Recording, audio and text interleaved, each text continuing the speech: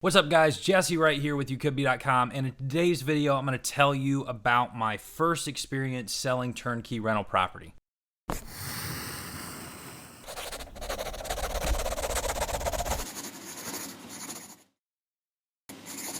Alright, so as many of you know, if you watch my channel, you know anyway that I tend to buy my properties distressed, and then I and my wife will go in and fix these properties up on our own, and then we'll rent them out, and that's an additional source of income for us. What you probably don't know is that back in May of this year, I actually quit my job.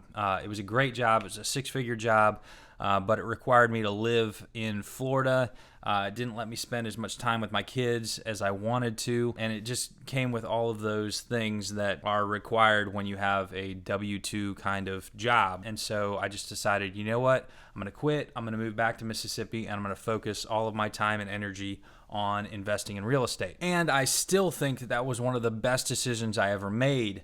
The only problem is now I don't have a six-figure income that I can use to continue investing. And so if I want to keep investing at the pace that I'd like to, then I'm going to have to make up for that in some way or another. And turnkey real estate is something that I've always, I've had it in the back of my mind, but I never really acted on it. And I think the reason for that is I had these fears that I never really fleshed out. I didn't even really know they were there. But anytime I thought about selling turnkey real estate, the first thing that would pop up in my head would be something like, well, my tenant's going to get mad. They're going to be angry that I'm selling the property, and they're going to want to move out. Or, Section 8, that's a huge part of my business. They're going to make it difficult for me to sell this property. Or, what are my tenants going to say when I bring somebody in to look at the property, or when I hire a property inspector? What's going to happen here? And instead of fleshing these ideas out and realizing that they're not really that big of an issue, I just kind of chose the path of least resistance, and I just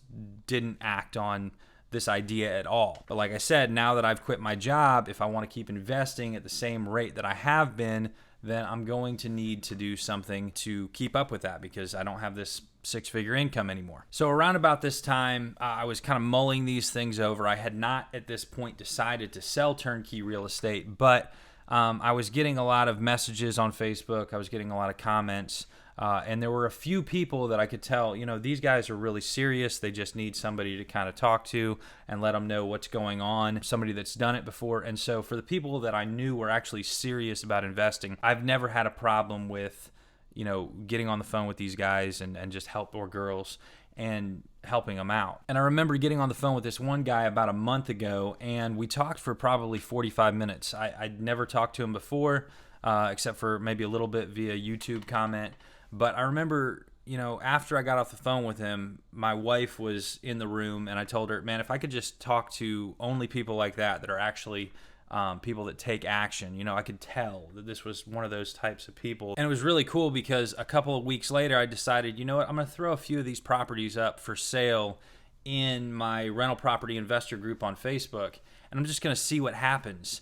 And the next day, I woke up to a text message. Actually, I didn't even see the text message right away. It was like the afternoon of the next day, and I look at my phone, and I'm like, holy cow, I got a text message this morning from this guy that I talked to a couple weeks ago, and he's interested in one of these properties. So we scheduled a time, we got on the phone, and we talked a lot about, this new business venture of mine. And it was pretty cool because I explained that I had not sold turnkey real estate before. He was a new investor. He hadn't bought any real estate before, and so it's just one of those processes that we kind of learned together, and there was a lot again of unknowns, and we just kind of figured those things out, and that's going to be what I'm laying out for you in the video today. So the first thing that happened was I went ahead and sent him a very basic contract. I sent it via docusign. This is after he sent me proof of funds, because right now I'm only trying to sell property to cash buyers. So he sent me proof of funds. I sent him this contract via DocuSign, and this is not, a very in-depth contract. I haven't even had it looked at by a lawyer. It's something that a friend of mine gave to me, and then I kind of modified it to fit my personal scenario. But that being said, I'm going to put a copy of this contract in the Rental Property Investors group on Facebook. I'll link to that group in the description below, so be sure to check that out. Go ahead and join the group, and I'm going to put some other forms and things like that in there for you as well. So after the contract was signed, the next thing that he had to decide was whether or not he wanted to get an inspection. And again, we'd spent some time on the phone, but he didn't really know me that well. And also, it was just a good idea, he felt, to get an inspection so he would know what kind of repairs he was going to have to make in the future. Because the property that I'm selling, all the property that I sell will be as is. So he asked me to help him find an inspector, and I did some looking around, found someone with great ratings on Google, and I called up and scheduled the inspection. But when I asked the people that were going to be doing the inspection how much it was going to cost, they said it was going to be $650. And this is a property I'm selling for $35,000. So, I asked them, what kind of inspection is this? How in depth is it? And they said that, he was going to go through, he was going to inspect every single, outlet, every single switch. He was going to, go over all the walls, every square foot with the screwdriver and check for rotten wood. He was just going to do a very, very in-depth, 6-hour inspection of the house. And the buyer had already told me that he only wanted to spend $300 or $400 on the inspection. So I asked the inspection company, is that typically what investors buy? Do you have something that's more for real estate investors that are going to be doing this on a regular basis? And they said, oh, well, if it's an investment property, what we typically do is a 5-point inspection. We'll go in, we'll check the roofing, we'll check it from the top. We'll also check it from the attic. We'll check the structure, which will be the walls and the foundation.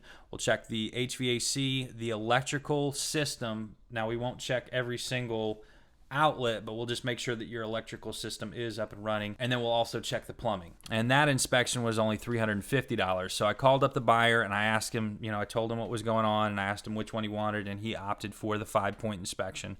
That inspection still took about maybe 3.5 hours. It was pretty seamless. I was required to be there because it was a rental property. Basically, the inspection company told me that, sometimes they have a hard time doing inspections when tenants are there because they're not happy about the situation. So, thankfully, my tenant was pretty cool. She didn't give us a hard time. And, also, thankfully, the inspection didn't show any kind of major problems. So after that, we sent the contract to the closing attorney. He ran a title search. Everything came back clean. He got the title insurance set up, and we actually closed a week later. So it was a really seamless process, and all of the things that I was worried about happening, none of them happened.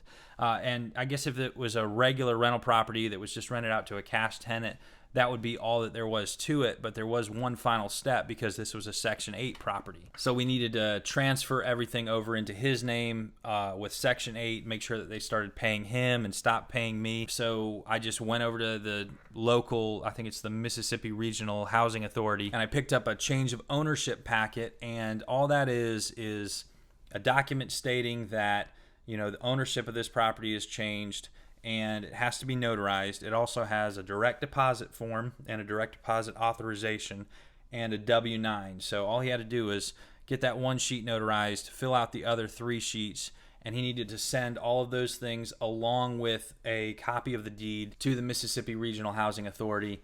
He did have to send the originals, and that was really all there was to it. It was very seamless, and it kind of made me think about how I had let all of these little ideas that were floating around in my head stop me from something that if I had been doing this all along, I would be much further along in my investing career. So just keep that in mind, guys. You can't let the fear of the unknown stop you from reaching your goals. And also, guys, if you're interested in the turnkey property that I have for sale, please check me out. Join the Rental Property Investors Facebook group. And if you have any questions for me, please leave a comment below. Please like and subscribe, and be sure to hit that little notification bell so you can see every single time I post a video. That's all I got for you today. I will see you guys in the next video.